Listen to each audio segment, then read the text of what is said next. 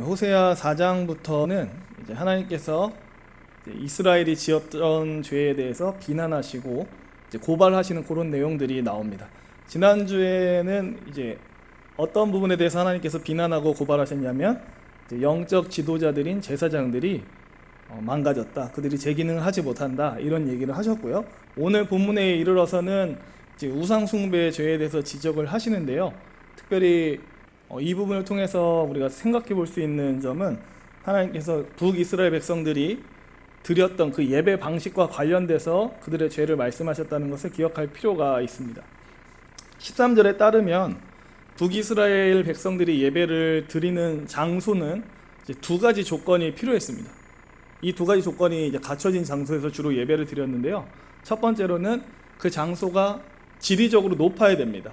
그러니까 고도가 높아야 됩니다. 그리고 두 번째로는 그 높은 자리에 참나무나 버드나무나 상수리나무 같이 푸르고 잎이 무성한 나무가 있어야 합니다. 이들이 이러한 자리에다가 예배의 처소를 정한 이유는 먼저 지리적으로 이제 높은 곳에 있을수록 신에게 가깝다라고 이해했기 때문에 그렇습니다. 고대인들이 주로 이런 생각을 했습니다. 이스라엘뿐만 아니라 고대 근동에 있던 여러 국가들, 바벨론이나 수메르 같은 나라들도 보면 그들의 신에게 제물을 바치는 어떤 제단을 만들 때 어떤 낮고 평평한 그런 위치에다 만드는 게 아니라 엄청 높은 탑을 짓습니다. 지구라트 이렇게 부르기도 하는데요. 엄청 높은 탑을 짓고 그 꼭대기에다가 신에게 제물을 바치는 제단을 세웠습니다. 왜 높은 데다가 그렇게 했냐면 높은 곳에 올라갈수록 신과 더 가깝다라고 그렇게 믿었기 때문에 그렇습니다. 그래서 이스라엘 사람들도 역시 높은 장소, 뭔가 꼭대기에 있는 장소를 신령한 장소로 여기고 거기서 이제 예배를 드렸던 거죠. 또 이스라엘 같은 경우는 이제 강수량이 많은 나라가 아니어서 잎이 무성한 나무가 자라기가 좀 어렵습니다. 하지만 그런 곳에서도 이제 13절에 언급된 나무들, 참나무, 버드나무, 상수리나무 같은 경우는 푸르고 잎이 무성한 나무에 들었습니다. 그래서 이스라엘 사람들에게 있어서 황량한 땅에 그렇게 우뚝 서서 이파리가 많이 이제 달려 있는 나무를 보면 어떤 신비감과 경외감을 일으킨과 동시에 잎이 푸르고 무성하니까 그늘도 이제 안정적으로 확보가 되지 않습니까? 그 그늘 아래에서 무더위를 피하고 예배 드리기에도 되게 좋았습니다. 그래서 이스라엘 백성들은 지리적으로 높고 거기에 이제 커다란 잎이 무성한 나무가 있으면 거기서 주로 예배를 드렸습니다. 예배 자리로 애용을 했던 겁니다. 그러면 그 자리에서 이스라엘 사람들은 어떤 방식으로 예배를 드렸을까? 일단은 이 부분을 생각하기 전에 우리가 믿는 이제 여호와 하나님과 우상 숭배자들이 섬겼던 바알과 아세라는 당연히 이제 다른 신입니다. 그래서 이제 하나님과 이제 바알과 아세라의 차이점이 뭐냐라고 설명하자면 이런저런 차이점이 있다라고 얘기할 수 있지만 그 중에서도 가장 큰 차이점이 하나 있습니다. 하나님과 이 바알과 아세라의 이 결정적인 차이점이 딱 일단 눈에 보이는 게 하나 있습니다. 혹시 뭔지 눈치를 채실 수 있나요? 여호와 하나님과 바알과 아세라를 이렇게 비교해 봤을 때 딱 보자마자 다른 부분이 하나 있습니다. 하나님은 참된 신이고 이건 거짓 신이다 이런 거 말고요. 바알과 아세라가 이제 신이 일단 두 명이잖아요. 근데 이 신에게 그게 있어요. 성별이 있어요. 바알은 남신일까요, 여신일까요? 네, 남신이고 아세라는 여신입니다. 그러니까 우리가 믿는 하나님 같은 경우는 성별의 구분이 없습니다. 그죠? 근데 이방인들이 이제 섬기던 이 우상 숭배하던 신들에게는 성별이 있었습니다. 방금 말씀드린 것처럼 바알은 남신이었고 아세라는 여신이었습니다. 그리고 고대인들은 주로 이제 어떤 식으로 이해했냐면 남자 신은 하늘, 그리고 여자 신은 땅이라고 이해를 했습니다. 이렇게 이해를 한 이유가 뭐냐면요. 농사 그리고 풍요와 관련이 있는데요. 일단 농작물을 얻어내기 위해서는 땅이 있어야 됩니다. 왜냐하면 땅에서 농작물이 자라니까요. 하지만 땅만 있다고 저절로 되는 건 아니죠. 하늘에서 그렇죠. 적절한 때에 적당한 양으로 비가 내려줘야 됩니다. 하늘에서 비가 내리면 땅은 그 비를 흡수하고 알맞은 소출을 내놓는 거죠. 그래서 고대인들은 이러한 자연의 모습을 보고 이 모습이 마치 남자와 여자 간의 그런 관계와 유사하다고 이해를 했습니다. 그러니까 이런 거예요. 남자와 여자가 함께 힘을 합해야 아기를 가질 수 있죠. 이때 남자의 역할이 뭐냐면 그 아기 씨를 전달하는 게 남자의 역할이고 여자의 역할은 그 아기 씨를 받아서 잉태하는 게 또 여자의 역할입니다. 그러니까 이 장면에서 착안해서 고대인들은 하늘에서 비가 내려서 생명의 씨를 뿌리면 땅은 그 생명의 씨를 받아서 농작물을 자라게 한다라고 믿은 겁니다. 뭐 그렇게 저급할 수가 있냐라고 하지만 고대인들이 그런 식으로 믿었어요. 자연의 모습을 사람과의 관계로 이렇게 비유로 떠서 이렇게 믿었던 겁니다. 그래서 만약에 하늘에서 비가 내리면 이것은 마치 남자가 아기 씨를 배출하는 것과 같다라고 이해를 한 거예요. 그래서 하늘에서 비가 내리는 거는 바알 신이 하늘에서 씨를 뿌리는 거다라고 이렇게 이해를 한 겁니다. 그리고 여신은 땅이라 그랬잖아요. 하늘에서 뿌린 그 씨를 받아서 소출을 낸다, 이렇게 이해를 한 거예요. 아니 이게 뭔 소리야? 처음 들어보시나요 혹시? 아니, 제가 거짓말을 하는 것도 아니고요. 사실이고 고대 문헌들이 이 얘기에 대해서 아주 많이 합니다. 그래서 바알과 아세라를 섬기는 사람들이 예배를 드릴 때 항상 하던 행위가 있는데요. 그게 뭐냐면 뭘 것 같아요? 혹시 좀 유추되세요? 성행위를 했어요. 성행위를. 11절, 14절, 17절을 한번 제가 읽어보겠습니다. 음행과 묵은 포도주와 새 포도주가 마음을 빼앗느니라. 너희 딸들이 음행하며 너희 며느리들이 간음하여도 내가 벌하지 아니하리니 이는 남자들도 창기와 함께 나가며 음부와 함께 희생을 드림이니라. 깨닫지 못하는 백성은 망하리라. 그들이 마시기를 다 하고는 이어서 음행하였으며 그들은 부끄러운 일을 좋아하느니라. 이 세 구절을 보면 당시 이 북이스라엘 백성들이 어떤 식으로 예배를 드렸는지 알 수 있습니다. 먼저 11절, 18절을 이제 부분적으로 보면 이들은 예배를 드릴 때 술을 마시고 취한 상태로 예배를 드렸습니다. 그러니까 이제 고대로부터 술이라고 하는 음료 자체는 어떤 신과 밀접한 음료였고요. 술을 마시고 취한 상태에서 알딸딸한 상태가 되면 신과 더 이렇게 소리가 날까요? 잠깐만 저 끄고 오겠습니다.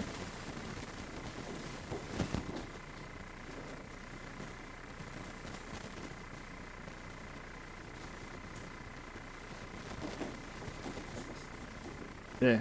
그래서 이제 술에 취해서 알딸딸한 상태가 되면 더 신과 밀접하게 교감할 수 있다라고 생각을 했었습니다. 그래서 술을 마시고 술에 취합니다.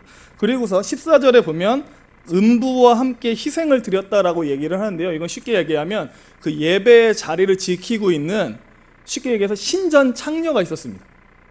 그러면 뭐 하냐면 술에 취한 상태로 그 신전 창녀의 도움을 받아서 예물을 드리는 거예요. 그럼 예물을 드리면 끝나느냐? 그렇지 않죠? 예물을 드린 다음에는 18절에서 말하는 것 같이 그 신전 창녀를 데리고 가서 음행을 저질렀습니다. 그러니까 신전 창녀와 성관계를 가졌다라는 거예요. 이렇게 성관계를 했던 이유는 뭐냐면 그들이 이해하고 있는 신관 때문에 그렇습니다. 어떻게 하면 풍요가 올까? 그들은 생각하기를 남신인 바알과 여신인 아세라가 성관계를 하면 풍요가 온다. 두 신이 성관계를 하면 남신 바알이 하늘에서 비를 내리고 여신 아세라가 그 비를 받아서 농작물을 틔운다라고 이해를 한 거예요. 그러니까 바알과 아세라를 섬기는 사람들은 자연스럽게 뭘 했냐면 그 믿음에 따라서 우리도 바알과 아세라를 모방해야겠다라고 해서 실제로 성관계를 한 겁니다. 그리고 또 동시에 자기들이 성관계하는 모습을 계속 보여주는 거예요. 신한테 보라고. 왜냐하면 신이 그 모습을 보고 흥분해서 얼른 하늘에서 비를 내리고 얼른 이게 되게 저급해 보이지만 정말로 이렇게 믿었습니다. 그래서 이들은 예배를 드릴 때 그 순서에 반드시 성관계라고 하는 시간이 있었어요. 그리고 막 풍요를 기원하는 때에는요, 단체로 몰려들어서 난잡하게 성교를 가졌습니다. 왜냐하면 그렇게 막 난잡하게 할수록 신이 더 자극받아서 비를 쏟아낼 거다라고 믿었기 때문에 그래요. 성도님들 생각에는 어떠십니까? 이러한 예배 방식이 참 미쳤구나라는 생각이 들죠. 그러니까 이 자리에 계신 성도님들은 굉장히 거룩하셔서 이러한 예배 방식이 더럽고 역겹다라고 느껴지시겠지만 제 생각에는 많은 이스라엘 백성들이 이 예배 방식을 되게 좋아했을 것 같습니다. 왜냐하면 이 예배 방식이 인간이 가지고 있는 두 가지 욕구를 채워주거든요. 하나는 종교적인 욕구를 채워주고요. 또 하나는 육체적인 욕구를 채워줍니다. 당연히 그러겠죠. 이런 방식으로 예배를 드리는 사람은 먼저 신에게 바칠 제물도 가져와요. 그리고 그 제물도 드려요. 나름 신한테 내가 헌신하고 봉사했다라는 그 종교적인 감정이 충족이 됩니다. 근데 거기서 끝나지 않죠. 신전 창기와 함께 성관계도 가져요. 그건 역시 자기는 이건 신을 위한 봉사다라고 생각하면서 되게 합법적으로 하는 겁니다. 근데 합법적으로 그 성관계를 하면서 동시에 그 사람은 자기가 가지고 있는 그 육체적인 욕구 또한 체험을 받게 되는 거죠. 그러니까 이러한 예배 방식이 인간이 가지고 있는 죄성에 너무 잘 어울렸던 예배 방식인 겁니다. 다 채워주거든요. 종교적인 마음도 채워주고 육체적인 욕구도 채워주고.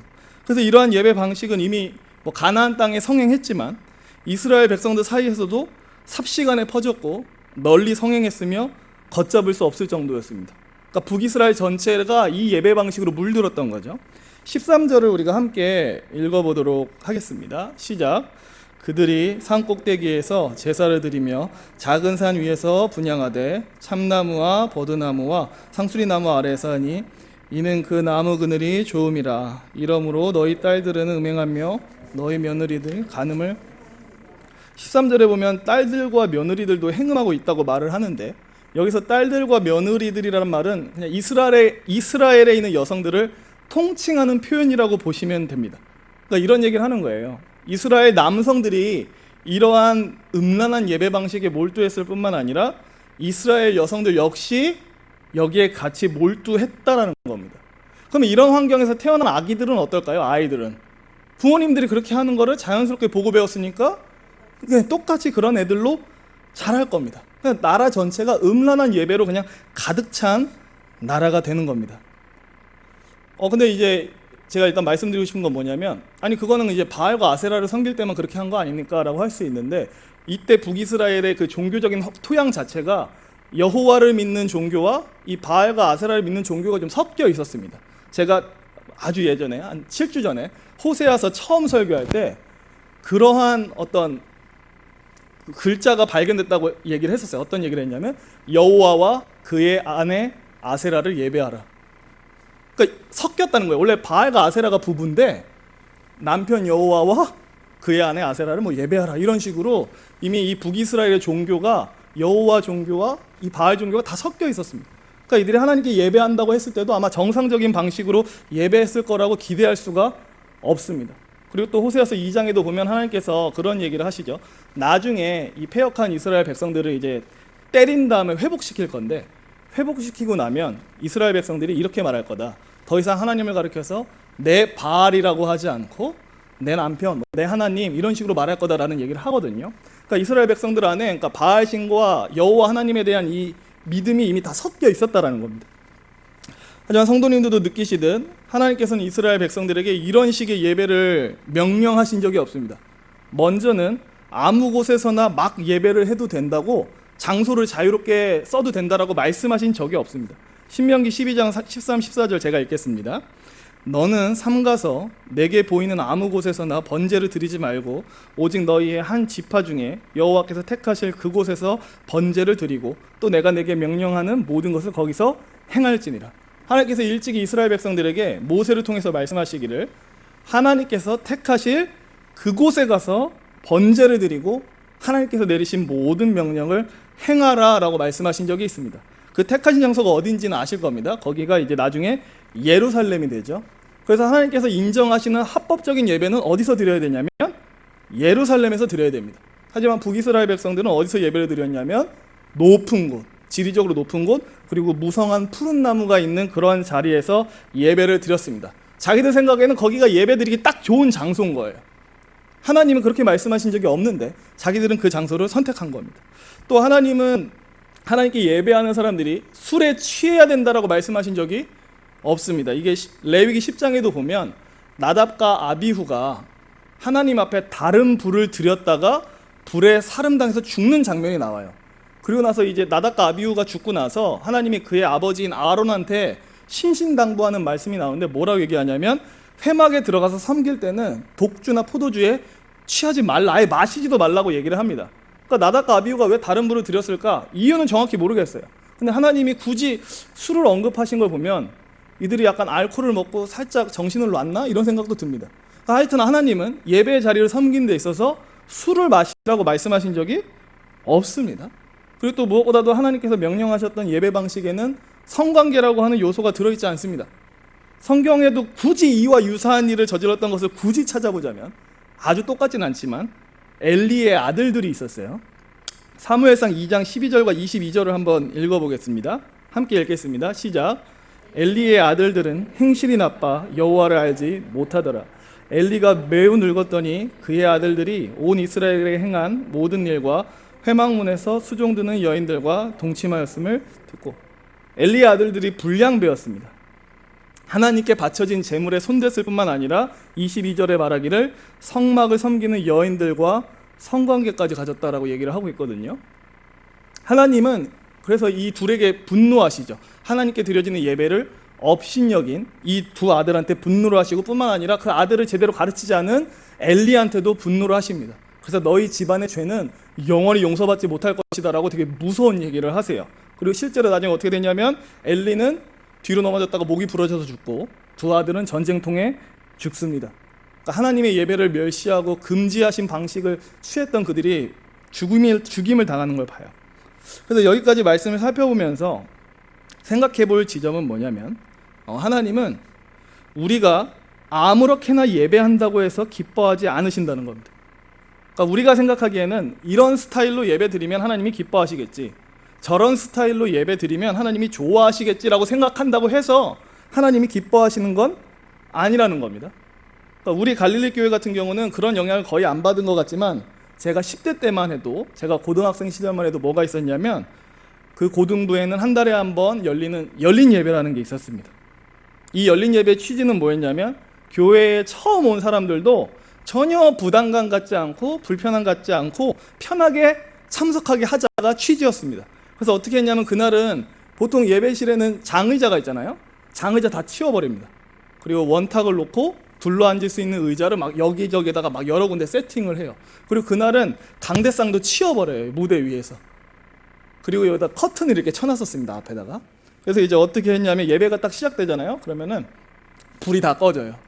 그리고 막 신나는 음악이 빰빰빰 하고 나와요. 그러다 갑자기 여기 가운데, 무대 가운데로 스포트라이트가 빵 하고 비춰집니다. 그럼 이미 거기에 누가 서 있냐면 고등부 회장이 서 있어요. 서서 뭐 하냐면 딱 그 신나는 음악에 맞춰서 이제 환영사를 읽는 거예요. 오늘 이 자리에 오신 모든 여러분을 환영합니다, 막 이런 식으로 환영사를 하면 불이 탁 꺼집니다. 그리고 나서 뒤에 있던 요 무대를 가리고 있던 이 커튼이 쫙 열려요. 전자동이 아니어서 뒤에 학생들이 숨어서 이렇게 열고 닫고 했었거든요. 그런 최첨단은 아니었기 때문에. 그러면 이미 거기에 그 무대 뒤에 그 커튼 뒤에 누가 있었냐면 찬양팀이 이미 딱 세팅하고 서 있었어요.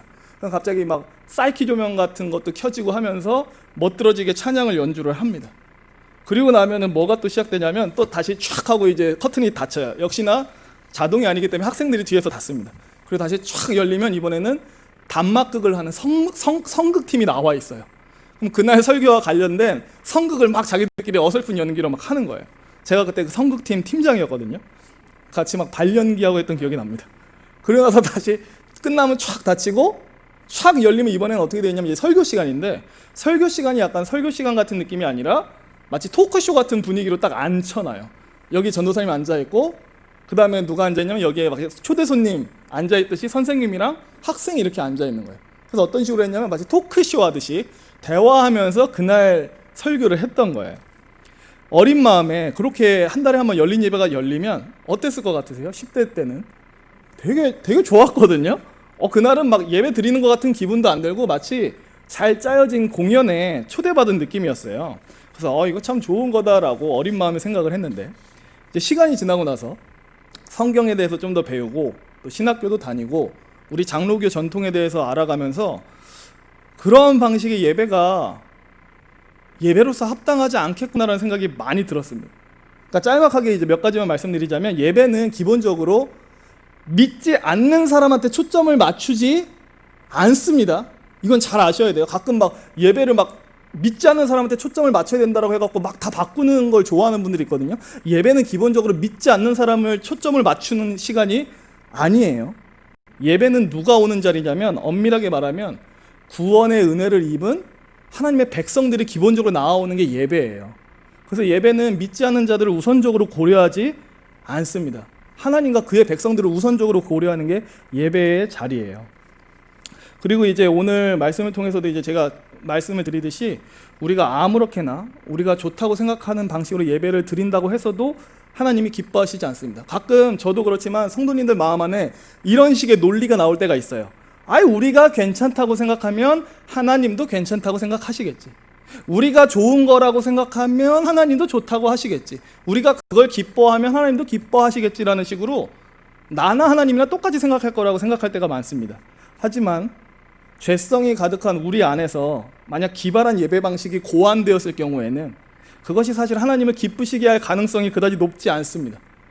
죄성이 가득한 우리 안에서 부패한 예배 형식이 나오기가 더 쉽다라는 거예요. 그래서 우리 장로교가 역사적으로 항상 이렇게 가르쳤습니다. 성경이 말하고 있는 예배 요소만 사용해서 예배 드리자. 그 외의 것들을 굳이 우리가 가져와서 끼워 넣지 말자라고 그렇게 가르쳐 왔어요. 그래서 우리가 흔히 알고 있는 전통 예배 방식이 있지 않습니까? 우리가 주일에 드리는 죄의 고백을 하고 사도신경을 하고 성경 말씀 교독하고 찬송 부르고 성경 말씀 듣는 이런 방식. 이 자리에는 그런 분들 안 계시겠지만 몇몇 분들은 이러한 형식들에 대해서 너무 시대에 뒤떨어지고 고리타분하고 지루하다라고 생각할 수도 있습니다. 근데 우리가 이러한 예배 방식을 쓰는 이유가 있어요. 그거는 그냥 전통이 좋아서 이런 차원이 아니라 하나님께서 명령하신 예배 요소들로만 예배하자라는 정신이 우리 장로교 안에 있기 때문에 그렇습니다. 그래서 이런저런 요소들을 다 성경에서 찾을 수 있는 부분만 찾아와서 이렇게 한 거예요. 그래서 먼저는 이 사실을 말씀드리고 싶습니다. 우리가 주일에 드리는 그 형식이 딱딱 갖춰져 있는 그 예배 있잖아요. 저와 성도님들이 그 예배를 사랑할 수 있었으면 좋겠습니다. 이미 사랑하시는 건 아는데요. 계속 사랑해 주셨으면 좋겠어요. 제가 이제 알기로는 이제 박선상 목사님이 오시기 전에는 주일 예배 순서가 달랐다고 들었습니다. 절반이 찬양이었고 절반이 말씀이었다. 근데 이제 지금 담임 목사님 오시고 예배 순서를 바꾸셨다라고 들었어요. 제 생각엔, 그리고 또 장로교 전통과 어떤 성경을 비추어 봤을 때 저는 지금의 바뀐 예배 방식이 오히려 더 건전하다고 생각을 합니다. 모르겠어요. 그러니까 사람의 느낌에는 뭔가 찬양을 많이 부르면 나도 기분이 좋고 감정적으로 고양되니까 더 좋은 예배 방식이다라고 생각하기 쉬워요. 근데 그 예배 방식이 놓칠 수 있는 부분도 되게 많습니다. 일일이 설명할 수는 없습니다. 제가 말씀드리고 싶은 거는 우리가 현재 취하고 있는 예배 방식이 상당히 건전하고 성경의 지지를 받는다라고 말씀을 드리고 싶은 거예요. 그래서 혹시나 이 자리에 그런 분 안 계시겠지만 뭔가 우리의 예배는 구식이다, 고리타분하다, 변화가 필요하다, 더 자유분방해져야 된다라고 생각하는 분이 혹시나 있다면 대답드리건데 그것은 구식이 아닙니다. 고리타분한 것도 아닙니다. 딱딱한 것도 아니고요. 성경이 말하는 대로 예배하기 위해서 힘썼던 결과물이라는 것을 기억하셨으면 좋겠습니다. 또 이제 예배에 관해서 한 가지 더 생각해 볼 부분이 있습니다. 호세아에서 하나님께 호되게 비난을 당하고 있는 이 이스라엘은 예배를 오해했어요. 예배를 어떤 식으로 오해했냐면 예배를 목적이 아니라 수단으로 생각했습니다. 이게 설명을 계속 해보겠습니다. 이게 어떤 의미냐면 이들이 높은 산에 올라가서 제물을 바치고 신전 창기와 성관계를 했던 이유가 무엇인가? 그것은 풍요를 원했기 때문이에요. 신을 자극시켜서 비를 내리게 하고 더 많은 소출, 풍요를 얻기 위해서 그렇게 한 겁니다. 그러니까 그들이 그러한 예배 행위를 했던 것의 목적이 뭐냐면 안락하고 풍요로운 삶을 얻고 싶어서 그렇게 한 거예요. 그들의 예배는 뭐였냐면 풍요로운 삶을 얻기 위한 수단이었던 거죠. 제가 사역을 하면서 이런 류의 비슷한 얘기를 되게 많이 들었어요. 이건 이 자리에 계신 성도님들도 한 번쯤 들어봤을 법한 얘기예요. 주로 고3들이 이 이야기의 주인공이 되는데 내용이 이렇습니다. 고등부에 고3 학생이 있다. 당연히 이제 고3이니까 1년 있으면 수능을 치르죠. 마음이 되게 두려움과 어떤 긴장감으로 가득합니다. 내가 지금이라도 열심히 1년 동안 공부해서 좋은 대학 가야 되는데 라는 마음이 가득합니다. 근데 가끔 이런 학생이 나와요. 고3인데 매주일 예배는 잘 나와요. 당연히 잘 나올 뿐만 아니라 다른 수요 예배나 금요 예배도 나오고 보통 이제 우리들의 눈빛으로는 아니 고3 때 저렇게까지 열심히 나와야 되나? 라는 우리도 의문을 갖잖아요. 주일 예배만 잘 나와줘도 우리는 땡큐 이러긴 하는데 갑자기 어떤 고3 학생이 새벽 예배도 잘 나오고 교회에서 하는 행사에도 적극적으로 참여를 하는 거예요. 그리고 시간이 흘러서 이 고3 학생이 수능을 보게 됩니다. 근데 수능을 봤는데 시험 점수가 영 시원치 않게 나왔고 학생은 자기가 희망하는 대학교에 진학할 수 없었습니다. 그 다음에 어떻게 되었을까요? 이 학생은 그 이후로 교회에 나오지 않았습니다. 이런 얘기 들어보셨죠? 되게 비일비재해요. 저 첫 사역지대 때도 이런 얘기를 들었어요. 이걸 성인한테도 대입할 수 있어요. 예를 들어서 교회에 어떤 사람이 새로 등록했다. 알고 보니 사업하는 사람이었다. 그 사람이 매주 교회에도 열심히 나왔고 새벽 예배도 잘 나왔고 각종 행사에도 잘 참여했다. 근데 결국 자기가 하는 사업이 잘 되지 않으니까 교회를 떠났다. 이런 결론도 많이 볼 수 있고요. 이 사업을 다른 단어로 바꿔도 돼요. 승진으로 바꿔도 되고요. 자녀의 결혼으로 바꿔도 되고요. 질병의 치유로 바꿔도 돼요. 근데 결국 다 비슷한 결론에 도달했다는 얘기를 되게 많이 있습니다. 그러니까 바알과 아세라를 섬겼던 이스라엘 사람들이 예배를 이런 식으로 이해한 거예요. 신에게 제물을 바친다. 당시 이제 고대인들은 이 제물을 신이 음식으로 삼는다라고 믿었거든요. 그럼 이거는 신에게 음식이 되고 신은 좋아한다. 난 신전창기와 성관계를 한다. 이 모습을 보고 신을 흡족해하며 흥분한다. 나는 신을 기쁘게 했으니 신은 내가 원하는 것을 줘야 한다. 그러니까 예배는 그들에게 뭐였냐면 신으로부터 내가 원하는 것을 따내기 위한 수단이었습니다. 제가 방금 전에 예시 들었던 얘기 있잖아요. 뭐 고3 얘기, 사업 얘기, 뭐 승진 얘기. 이러한 사람들의 공통점이 바로 이거예요. 이들은 예배를 오해했습니다. 이들에게 있어서 예배란 무엇이었냐면 하나님으로부터 내가 원하는 무언가를 따내기 위한 수단이었던 거예요. 하나님, 제가 예배를 이렇게 꼬박꼬박 나왔는데 저한테 좋은 거 주셔야죠. 하나님, 저는 주일 예배뿐만 아니라 수요 예배, 오후 예배, 새벽 예배까지 나왔는데 당연히 저한테 그에 응당한 보상을 주셔야죠. 라는 식으로 오해한 겁니다. 그러니까 저와 성도님이 항상 기억해야 되는 부분이 있습니다. 예배는 내가 원하는 무언가를 하나님으로부터 따내기 위해서 사용하는 수단이 아닙니다. 수단이 아니에요. 예배란 무엇인가? 예배란 죄로 말미암아 망가지고 타락하여 죽을 수밖에 없는 우리를 아들을 통해 건져내신 하나님께 감사하는 시간이에요. 기본적으로 얻어내기 위해서 아부떠는 시간이 아니라요, 나 같은 것을 선택해서 구원해 주신 하나님께 감사해서 그 마음 갖고 나오는 게 예배 시간입니다. 죄로 말미암아 망가지고 타락해서 절대 하나님을 예배할 수 없는 존재가 되었는데 그런 우리를 예배할 수 있는 존재로 회복시켜 주신 하나님께 기뻐하고 즐거워하고 그분을 누리는 시간이 예배입니다. 하나님이 나의 자비로운 아버지시고 나는 그분의 사랑받는 자녀라는 이 관계를 재확인하는 시간이 예배고요. 하나님께 일생을 내가 헌신하겠다, 그분의 말씀에 청종하겠다, 내가 일생을 하나님과 동행하겠다라는 다짐을 매번 하는 시간이 바로 이 예배입니다. 그래서 만약 우리가 이 예배의 본질을 잃어버리고 예배는 내가 원하는 것을 얻어내기 위해서 하나님께 아부떠는 시간이라고 오해하면서 예배를 사용하잖아요. 그러면 확신하건대 그 예배는 하나님 보시기에 악취가 나고 혐오스러운 예배가 됩니다. 예배의 본질에서 엇나갔거든요. 하나님께서 그걸 의도하신 게 아니었거든요. 4장 15절을 우리가 함께 읽어보도록 하겠습니다. 4장 15절 시작. 이스라엘아, 너는 음행하여도 유다는 죄를 범하지 못하게 할 것이라. 너희는 길갈로 가지 말며 베다웬으로 올라가지 말며 여호와의 사심을 두고 맹세하지 말지어다. 여기서 이제 하나님은 잠시 북이스라엘 말고 남유다한테 말씀을 하시는데요, 남유다한테 길갈과 베다웬으로 가지 말라라고 얘기를 하십니다. 설명을 좀 하자면 길갈은 되게 유명한 장소였어요. 과거 여호수아가 요단강을 건넌 다음에 12기념비를 세운 곳이었고, 그리고 거기서 이스라엘 백성들이 가나안 땅에 본격적으로 입성하기 전에 할례를 합니다. 그리고 처음으로 가나안 땅에서 유월절을 지킨 곳이에요. 그래서 길갈은 이스라엘 백성들한테 있어서 되게 영험한 장소예요. 되게 성지 같은 곳이에요. 그리고 이제 베다웬, 그러니까 베델, 이곳은 어떤 곳이냐면 이 이스라엘 백성의 조상이었던 야곱이 하늘까지 이어진 사닥다리를 본 곳이에요. 하나님을 만나고 그래서 거기를 하나님의 집 베들이라고 이름을 지어놓거든요. 그러니까 거기도 이스라엘 백성들한테 되게 영험하고 되게 성스러운 장소인 거예요. 그러니까 이제 북이스라엘의 초대 왕이었던 여로보암이 베델과 단에다가 금송아지를 세운 거죠. 베델에다가. 여기가 뭔가 이스라엘에게 있어서 의미 있고 성지였으니까. 그러니까 당연히 이렇게 의미 있는 장소였던 만큼 예배의 장소로 되게 인기가 많았겠죠.